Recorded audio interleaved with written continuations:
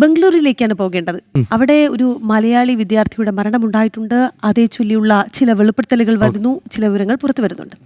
ബംഗളൂരുവിലെ മലയാളി നഴ്സിംഗ് വിദ്യാർത്ഥി ആദിത്യന്റെ മരണത്തിൽ ആരോപണ വിധേയനായ അധ്യാപകനെതിരെ കൂടുതൽ തെളിവുകൾ പുറത്ത്.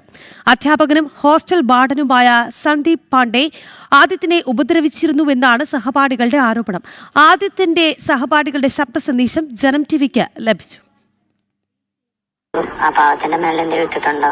അല്ലാതെ ഒരു വഴിയില്ല. ആ പയ്യനെ നമുക്കും അറിയാവുന്ന അവൻ ഇങ്ങനത്തെ ഒരു പ്രശ്നമുള്ളവനല്ല. സന്ദീപ് അവൻ എന്തെങ്കിലുമൊക്കെ ഉപദ്രവിച്ചെന്നൊക്കെ ഞാനും അറിഞ്ഞു. ഉപദ്രവിച്ചെന്നും പിന്നെ ഹർഷൻ എന്തൊക്കെയോ ഇല്ലാത്ത കഥകൾ അയാളെ തലയെ വെച്ച് കൊടുത്തു, എന്തൊക്കെയോ ഇഷ്യൂ ആക്കുമെന്നൊക്കെ പറഞ്ഞു. അങ്ങനെയൊക്കെ കൊണ്ടായിരിക്കാം, എനിക്കറിയില്ല. ആളുടെ പേരിൽ കഞ്ചാവ് കേസിട്ട് കൊടുത്ത് ഇനി ഇവിടെ നിൽക്കാൻ പറ്റത്തില്ല, നാട്ടിൽ പോവാ, ആ രീതിക്ക് അയാൾ സംസാരിച്ച്. അവനാ പയ്യനെ അങ്ങനെയാ ടോർച്ചർ ചെയ്ത്, ഇവിടെ നിൽക്കണ്ട. അത് മാത്രമല്ല, ഇല്ലാത്ത കുറെ കേസ് എന്തോ ബാങ്കോ പിന്നെ ആശിഷോ എന്തൊക്കെ ഉപയോഗിച്ചെന്ന് എന്തൊക്കെയോ പറഞ്ഞുണ്ടാക്കി അയാള്. വീണ MS ഉണ്ട് വാർത്തയുടെ വിശദാംശങ്ങളുമായി. വീണ, ഈ മലയാളി വിദ്യാർത്ഥിയുടെ മരണം അത് വല്ലാത്ത ദുരൂഹതകൾ അവശേഷിപ്പിക്കുന്നുണ്ട്. ഈ അധ്യാപകന്റെ ഇടപെടലിനെ കുറിച്ചൊക്കെ ഗുരുതരമായ ആക്ഷേപങ്ങളാണ് സഹപാഠികൾക്ക് പങ്കുവയ്ക്കാനുള്ളത്. എന്തൊക്കെ കാര്യങ്ങൾ അവർ പറയുന്നുണ്ട്?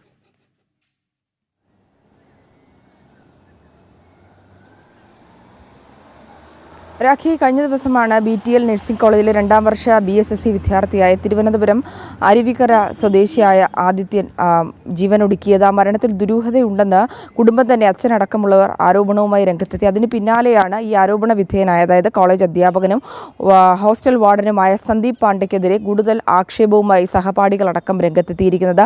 ആ ശബ്ദ സന്ദേശമാണ് ജനം TV ഇപ്പോൾ പുറത്തുവിട്ടിരിക്കുന്നത്. സുഹൃത്തുക്കൾ, ഈ സഹപാഠികളായിട്ടുള്ളവർ തങ്ങളുടെ ബന്ധുക്കൾക്കോ സുഹൃത്തുക്കൾക്കോ അയച്ചു നൽകിയ ആ ഓഡിയോ സന്ദേശത്തിലാണ് അതുമായി ബന്ധപ്പെട്ടുള്ള കാര്യങ്ങൾ പറയുന്നത്. ഈ ലഹരി ഉപയോഗിക്കാത്ത ആളാണ് ആദിത്യനെ അത്തരത്തിൽ ലഹരി ഉപയോഗിക്കുന്ന ആളെന്ന് വരുത്തി തീർത്ത്, വിദ്യാർത്ഥിയെന്ന് വരുത്തി തീർത്ത് വേട്ടയാടുവാനുള്ളൊരു ശ്രമം നടന്നു. ആദിത്യനെ നമുക്കറിയാമല്ലോ, ആ സ്വഭാവം എങ്ങനെയാണല്ലോ എന്നുള്ള കാര്യങ്ങളടക്കം ആ സഹപാഠി ആ ഓഡിയോ സന്ദേശത്തിൽ പറയുന്നത് വളരെ വ്യക്തമാണ്. ഈ അധ്യാപകൻ നിരന്തരമായി ടോർച്ചർ ചെയ്തിരുന്നു എന്നടക്കം പറയുന്നുണ്ട്. തനിക്ക് മാനസികമായി ബുദ്ധിമുട്ടുണ്ട് എന്ന തരത്തിൽ വിദ്യാർത്ഥികളോടടക്കം സഹപാഠികളോടടക്കം ആദിത്യൻ പറഞ്ഞിരുന്നു എന്നുള്ള കാര്യം കൂടിയാണ് ഈ ഒരു ഓഡിയോ സന്ദേശത്തിലുള്ളത്. ഈ ഓഡിയോ സന്ദേശം പുറത്തു വരുമ്പോൾ തന്നെ ഇതുമായി ബന്ധപ്പെട്ട് വിദ്യാർത്ഥികൾക്ക് കൂടുതൽ വിവരങ്ങൾ അറിയാമെന്നുള്ളതും ഏറ്റവും വ്യക്തമായിട്ടുള്ള കാര്യമാണ്. ഈ സഹപാഠികളുടെ മൊഴിയടക്കം രേഖപ്പെടുത്തിക്കൊണ്ട് അതുമായി ബന്ധപ്പെട്ട അന്വേഷണം വിപുലമാക്കണമെന്ന് കൂടി ഈ ഒരു സാഹചര്യത്തിലും മാതാപിതാക്കൾ പറയുന്നതുണ്ട്, പിതാവടക്കം പറയുന്നതുണ്ട്. കഴിഞ്ഞ ദിവസവും പിതാവ് ജനം TVയോട് പ്രതികരിച്ചപ്പോൾ അടക്കം ഇക്കാര്യത്തിൽ പറഞ്ഞതാണ്. ഏറെ സ്വപ്നങ്ങളുമായാണ് മകൻ ബംഗളൂരുവിലേക്ക് യാത്ര തിരിച്ചത്. പക്ഷേ കഴിഞ്ഞ ദിവസം, മരണത്തിന് തൊട്ട് മുമ്പുള്ള തലേ ദിവസവും അമ്മയോട് സംസാരിച്ചിരുന്നു. വളരെ സന്തോഷവാനായാണ് സംസാരിച്ചത്. വിഷുവിനാണ് അവസാനമായി നാട്ടിലെത്തിയത്. അപ്പോൾ തനിക്ക് കോളേജിൽ നിന്നുണ്ടാകുന്ന ദുരനുഭവങ്ങളെക്കുറിച്ച് അമ്മയോട് പറഞ്ഞിരുന്നു. ഹോസ്റ്റൽ മുറിയിലെ മറ്റ് 2 പേർ ഈ ലഹരി വസ്തുക്കൾ ഉപയോഗിച്ചിരുന്നു. താൻ ലഹരി വസ്തു ഉപയോഗിച്ചിരുന്നില്ല.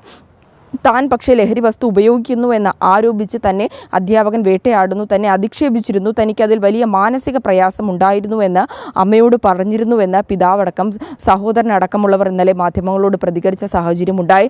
അതിന് പിന്നാലെയാണ് സഹപാഠികളുടെ ശബ്ദ സന്ദേശം, അധ്യാപകനെതിരെയുള്ള ശബ്ദ സന്ദേശം പുറത്തു വന്നിരിക്കുന്നത്. മരണത്തിൽ ദുരൂഹതയുണ്ട്, അതിൽ അന്വേഷണം വേണം, മകൻ എന്താണ് സംഭവിച്ചതെന്ന് പുറം ലോകം അറിയണമെന്ന് പിതാവ് പറയുമ്പോഴും അതുമായി ബന്ധപ്പെട്ട് കഴിഞ്ഞ ദിവസം തന്നെ ഈ പോസ്റ്റ്മോർട്ടം നടപടികൾക്കും മകൻ ആ വിവരമറിഞ്ഞ് കോളേജിലെത്തിയ പിതാവും ബന്ധുക്കളും അവിടെ ബംഗളൂരുവിലെ പോലീസ് സ്റ്റേഷനിൽ പരാതി നൽകിയിരുന്നു.